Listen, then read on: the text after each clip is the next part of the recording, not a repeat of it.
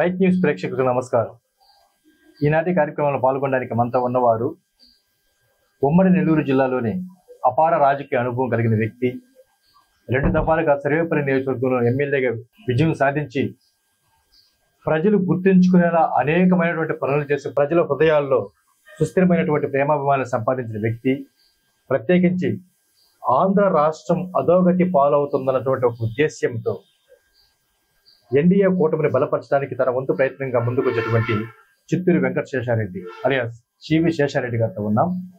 ఎందుకు ఆయన తెలుగుదేశం పార్టీకి మద్దతు ప్రకటించాల్సి వచ్చిందో, అదే విధంగా రాష్ట్రం ప్రజెంట్ ఏ పరిస్థితుల్లో ఇబ్బందుల పాలవుతుందో ఆయన మాట్లాడి గురి తెలుసుకుందాం. నమస్తే సార్. నమస్కారం సార్, బాగున్నారా? బాగున్నా సార్ చెప్పండి, మీరు పచ్చి కాంగ్రెస్ వాది అయితే తెలుగుదేశం పార్టీకి ఈ మధ్య కాలంలో ప్రత్యేకించి సోమిరెడ్డి చంద్రమోహన్ రెడ్డి గారికి సంఘీభావాన్ని ప్రకటించారు. కారణం ఏంటి తెలుసుకోవచ్చా? కాంగ్రెస్ పార్టీలో 1959 సంవత్సరం నుంచి 65 సంవత్సరాల కాలం పార్టీలో పనిచేయటం జరిగింది. రాష్ట్ర పరిపాలనలో అనేక మంది ముఖ్యమంత్రులు వారి పరిపాలనా అనుభవం, అభివృద్ధి కార్యక్రమాలు, స్వర్గీయ పూజ్యులు డాక్టర్ వైఎస్ రాజశేఖర రెడ్డి నుంచి చంద్రబాబు నాయుడు వరకు ముఖ్యమంత్రులు ఏ విధంగా పనిచేశారు, ఆ తీరుతెన్నులు, రాష్ట్రం ఏ విధంగా అభివృద్ధి చెందనేది పూర్వాపరాలు తెలుసుకున్న వ్యక్తిగా నాకున్న అనుభవంలో ఈనాడు జగన్మోహన్ రెడ్డి గారి పరిపాలనలో ఆంధ్రప్రదేశ్ అన్ని విధాల విధ్వంసకర వినూత్న రాజకీయాలతో, అప్రజాస్వామ్య ఆటవిక విధానాలతో, ఒక హిట్లర్ విధానంతో ఈ రాష్ట్రాన్ని పరిపాలిస్తూ అప్రజాస్వామ్యంగా నడుస్తున్న ఈ వ్యక్తిని గురించి పరిశీలించినప్పుడు ఈ రాష్ట్రం అధోగతి పాలైంది, మనకు రాజధాని లేకుండా పోయింది, ఈ రాష్ట్రానికి 3 రాజధానులని అమరావతిని పక్కన పెట్టడం జరిగింది. అదేవిధంగా అభివృద్ధి కార్యక్రమంలో ఆంధ్రప్రదేశ్కి అన్ని విధాల ఆధారమైనటువంటి పోలవరం ప్రాజెక్టులో ఏ విధమైన అభివృద్ధి జరగల. అదేవిధంగా ప్రాజెక్టులు, ఇరిగేషన్ సంబంధించి ఏది కూడా చేపట్టకుండా రాష్ట్రంలో ఉన్న రహదారులు కూడా విధ్వంసంగా పారిపోయినాయి. ఏ రోడ్డును కూడా ప్రయాణించే వస్తువు లేదు. ఇటువంటి విపత్కర పరిస్థితుల్లో ఈ రాష్ట్రం అధోగతి పాలవటం చూసి నేను చాలా బాధపడటం జరిగింది. ఈ రాష్ట్ర గతి ఇంతేనా, దీన్ని బాగుపరచలేమనే ఒక ఆలోచన ఈ 4.5 సంవత్సరాలుగా ఆలోచించడం జరిగింది. తదుపరి ఒక నిర్ణయానికి వచ్చాం. ఈ రాష్ట్రాన్ని ఏ విధంగా జగన్మోహన్ రెడ్డి గారి విధ్వంసకర పరిపాలన, ఆటవిక పరిపాలనకి అడ్డుకోవాలని, ఆ ప్రజాస్వామిక పరిపాలన ఈ రాష్ట్రానికి వచ్చే విధంగా కృషి చేయాలని ఒక దేశభక్తి భావంతో నేను ఒక నిర్ణయానికి వచ్చి దీన్ని పోరాడాలంటే ఇప్పుడున్న పరిస్థితుల్లో మనం ఎన్డీఏకి సపోర్ట్ చేస్తేనే ఈ ఉద్యమం నెగ్గద్ది, ఈ పరిపాలన అంతమవుద్దనే సదుద్దేశంతో, సద్భావనతో ఈరోజు నేను ఎన్డీఏ అభ్యర్థి అయిన సోమిరెడ్డి చంద్రమోహన్ రెడ్డి గారికి బలపరచాలనే నిర్ణయానికి వచ్చా. ప్రత్యేకించి ఈ నెల్లూరు జిల్లాలో స్వర్గీయ పూజ్యులు డాక్టర్ బెదవాడి గోపాల్ రెడ్డి గారు, ఏసీ సుబ్బారెడ్డి గారంటి, పుచ్చలపల్లి సుందర లాంటి మహనీయులు ఎంతో త్యాగతనులు, నిస్వార్థంగా నిజాయితీగా పనిచేసిన ఈ జిల్లా ఈనాడు పరిశీలించినప్పుడు అధోగతిలో ఉంది. ముఖ్యంగా పెద్ద పెద్ద నాయకులు, కోటీశ్వరులుగా ఉన్న సంపన్న నాయకులే దారి దోపిడీ విధానానికి వచ్చారు. ముఖ్యంగా సర్వేపల్లి నియోజకవర్గంలో శ్రీ కాకాని గోవర్ధన్ రెడ్డి గారు కానీ, కావలి నియోజకవర్గంలో ఉన్న ప్రతాప్ రెడ్డి గారు కానీ, కోవూరు నియోజకవర్గానికి ప్రాతినిధ్యం ఇస్తున్న నల్లపరెడ్డి ప్రసన్న కుమార్ రెడ్డి గారు కానీ ఎన్నో రంగాలుగా ఈ జిల్లాని దోపిడీ మార్గంలో ప్రయాణించేటట్టు చేశారు.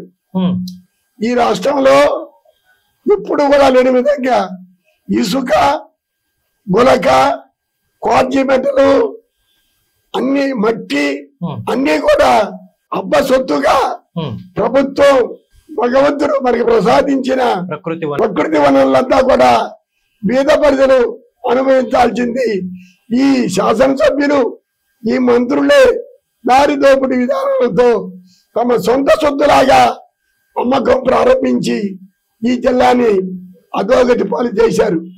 ఈ జిల్లాకి అనేక విధాల నష్టం చేశారు.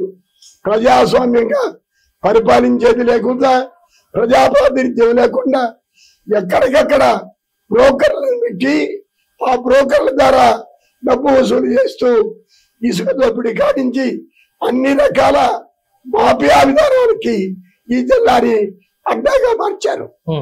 ఇటువంటి పరిస్థితుల్లో ముఖ్యంగా సర్వేపల్లి నియోజకవర్గంలో మంత్రిగా ఉన్న వ్యక్తులు గాని ఆయన అన్ని ఈ గులక సర్వేపల్లి రిజర్వాయర్లో ఉండే గులక అమ్మకం ప్రారంభించాడు.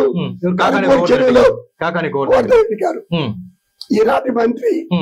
అదే విధంగా ఎక్కడ ఒక భూమి అమ్మకానికి వచ్చినా ఈ రహదారి, జాతీయ రహదారికి ఆ పక్క ఈ పక్క ఉన్నటువంటి పొలాలు అమ్మకానికి వస్తే ఎకరాకి 5 లక్షలు మొదలుకొని 10 లక్షలు ఇవ్వండి దాన్ని అప్రూవల్ చేయటం ప్లాన్లు పంచాయతీ బోర్డు సెక్రటరీని స్వాధీనం చేసుకుని సర్పంచులను పక్కన నెట్టి వాళ్ళ ద్వారా అప్రూవల్ చేయిస్తూ ఎప్పుడూ చరిత్ర పుట్టిన కనుక ఈ ప్లాన్ అప్రూవల్ పంచాయతీ ప్రెసిడెంట్ చేసేది, మున్సిపాలిటీ చేసేది.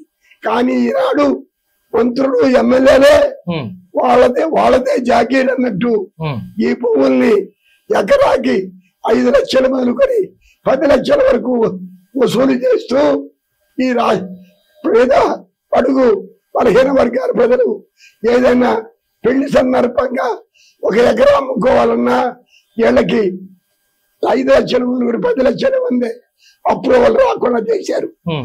ఏదో దేవుని గట్టిగా మాట్లాడితే పోలీసు బందోబస్తు వచ్చి దాన్ని అడ్డగొడుతున్నారు. ఈ విధంగా ప్రభుత్వం అన్ని రంగాల్లో వైఫల్యం చెందేటట్టు ఇది ఒక బ్రోకర్ రాజ్యంగా ఈ జిల్లాను మార్చారు. ఇటువంటి అధోగతి పరిస్థితుల్లో ఈ జిల్లాలో నీతి నిజాయితీ కలిగిన వ్యక్తుల్ని ఎన్నుకోవాలా.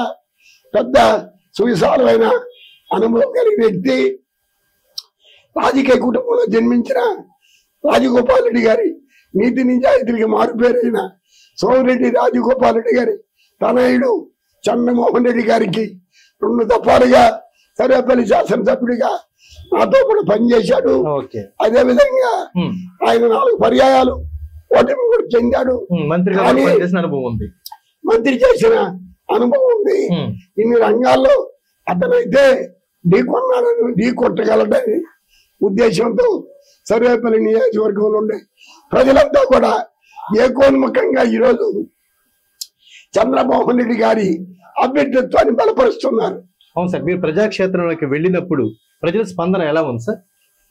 ప్రజలు ఏకోన్ముఖంగా ఈ సభ చంద్రమోహన్ రెడ్డిని గెలిపించాలా, గోవర్ధన్ ని ఓడించాలనే ఏకైక లక్ష్యంతో వాళ్ళే గ్రామాలు సోమిరెడ్డి కార్యాలయానికి తరలి వచ్చి ఈ ఎన్డీఏకి సపోర్ట్ చేస్తూ టీడీపీలో చేరి చంద్రమోహన్ రెడ్డి బలపరుస్తున్నారు. ఇది ఏమి డబ్బు దశకంతో కొన్ని పని కాదు. స్వేచ్ఛాయుత వాతావరణంలో గెలిపించాలా, నిజాయితీగా చేయాలని ప్రజల్లో అందరూ కూడా నీతి నిజాయితీలతో పనిచేస్తున్నారు. ఇటువంటి పరిస్థితుల్లో తప్పకుండా చంద్రమోహన్ రెడ్డి అత్యధిక ఓట్ల మెజార్టీతో సర్వేపల్లి నియోజకవర్గంలో గెలుస్తాడు, విజయ దుందుబి మోగిస్తాడని చెప్పి నేను మనవి చేస్తున్నా.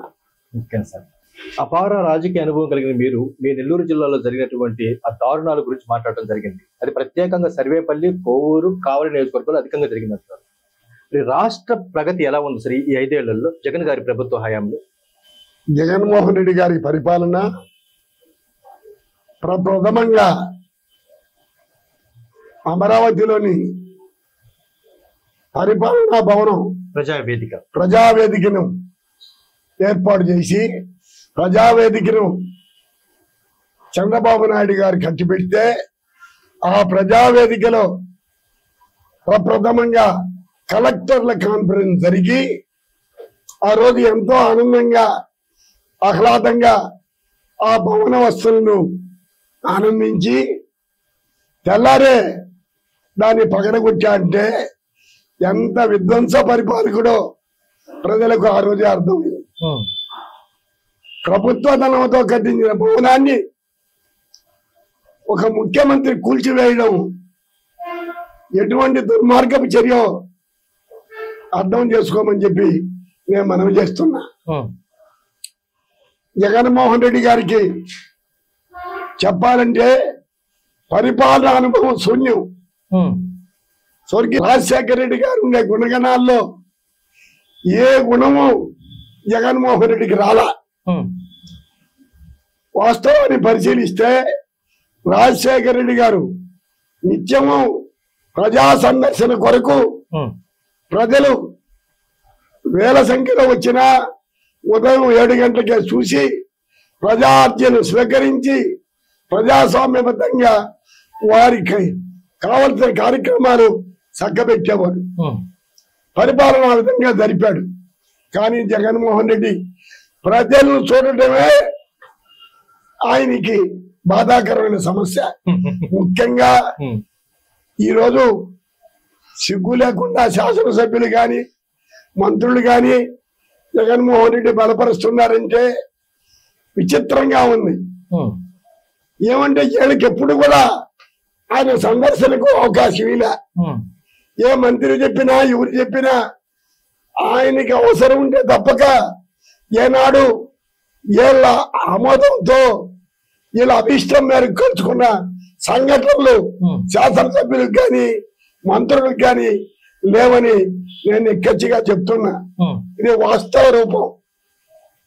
ఇకపోతే